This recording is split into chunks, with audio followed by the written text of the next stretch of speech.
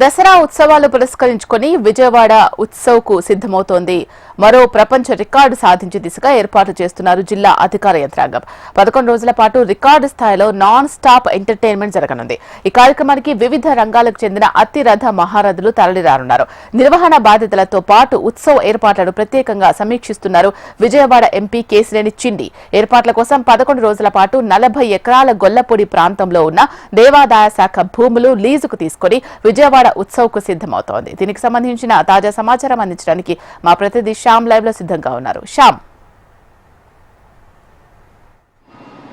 Good evening Shaila. ఈరోజు చూసుకున్నట్లయితే ఈ నెల 22 నుంచి అక్టోబర్ 2 వరకు దసరా ఉత్సవాలు ప్రారంభం కాబోతున్నాయి. అయితే ఈ సందర్భంగా ఈ సంవత్సరం చూసుకున్నట్లయితే ఈ 11 రోజుల పాటు కూడా రికార్డు స్థాయిలో విజయవాడ పేరును ప్రపంచవ్యాప్తంగా తెలియచెప్పే ఉద్దేశంతో విజయవాడ యంత్రాంగం అలాగే ముఖ్యంగా విజయవాడ పార్లమెంట్ సభ్యులు కేశినేని చిన్ని చూసుకుంటే ఒక ప్రత్యేకమైన ప్రణాళికను సిద్ధం చేశారు. విజయవాడ ఉత్సవ్ పేరిట ప్రత్యేకమైన కార్యక్రమాలకు కూడా రూపకల్పన చేశారు. మొత్తం 11 రోజుల పాటు ఒకవైపు దసరా ఉత్సవాలు, మరోవైపు విజయవాడ ఉత్సవ పేరిట అనేక సాంస్కృతిక కార్యక్రమాలు కూడా ఏర్పాటు చేస్తారు. ఇందుకోసం చూసుకుంటే ఇప్పటికే విజయవాడలో విస్తృత ఏర్పాట్లు కూడా జరుగుతున్నాయి.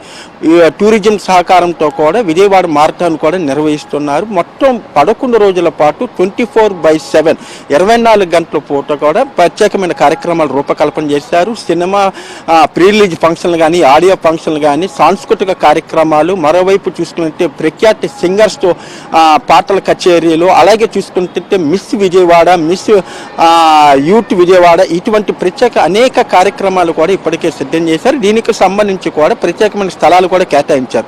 ముఖ్యంగా చూసుకున్నట్లయితే భవానీపురంలో ఉన్నటువంటి చూసుకుంటే పొన్నమ్మి ఘాట్ టూరిజంకి సంబంధించింది.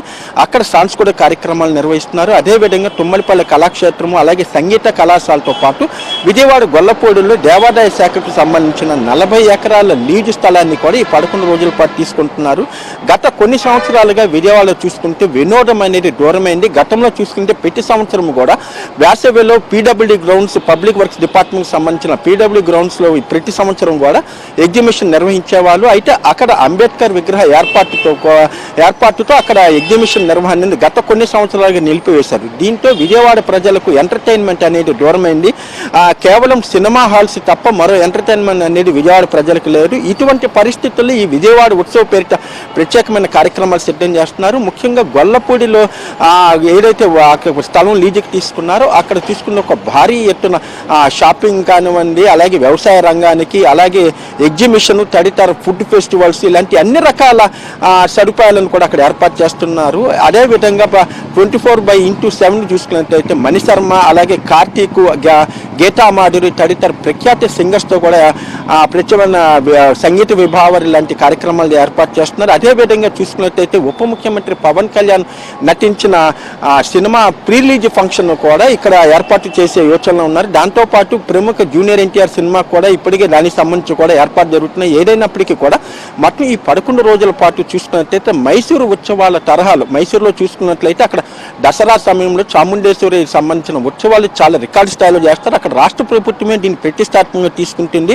ఆ తరహాలు ఈ దఫా చూసుకున్నట్లయితే విజయవాడ ఉత్సవ పేరుతో కూడా మొత్తం 11 రోజుల పాటు కార్యక్రమాలు నిర్వహించడమే కాకుండా ప్రపంచ రికార్డు నెలకొల్పే దిశగా జిల్లా అధికార యంత్రాంగం కూడా కృషి చేస్తున్నారు. ముఖ్యంగా విజయవాడ పార్లమెంట్ సభ్యులు కేసుని చూసుకున్నట్లు ప్రతిరోజు ఈ కార్యక్రమాలకు సంబంధించి వివిధ విభాగాలు ఏర్పాటు చేశారు.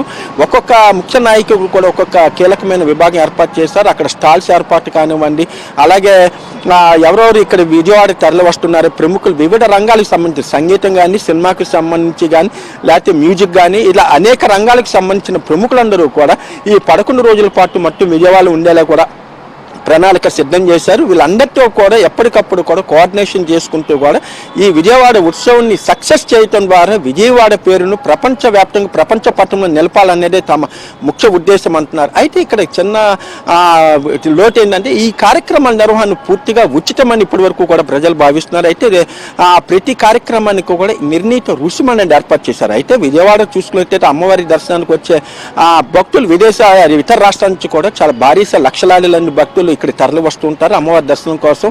అయితే వీళ్ళందరినీ కూడా ఆకట్టుకునేలా ఈ కార్యక్రమాలు రూపకల్పన అయితే ఉంటుంది. కానీ అయితే డబ్బులు చెల్లించి ఆ కార్యక్రమాలకి ప్రజలు వెళ్తారా లేకపోతే వెళ్ళరా అనేది మాత్రం కొంచెం సంశయం పరిస్థితి ఉంది. ఏదైనప్పటికీ కూడా ఈ విజయవాడ ఉత్సవ పేరుతో 11 రోజుల కార్యక్రమాలు మాత్రం ఒక రికార్డు స్థాయిలో నిర్వహిస్తారని మాత్రం చెప్పవచ్చు. Right, thank you Shyam.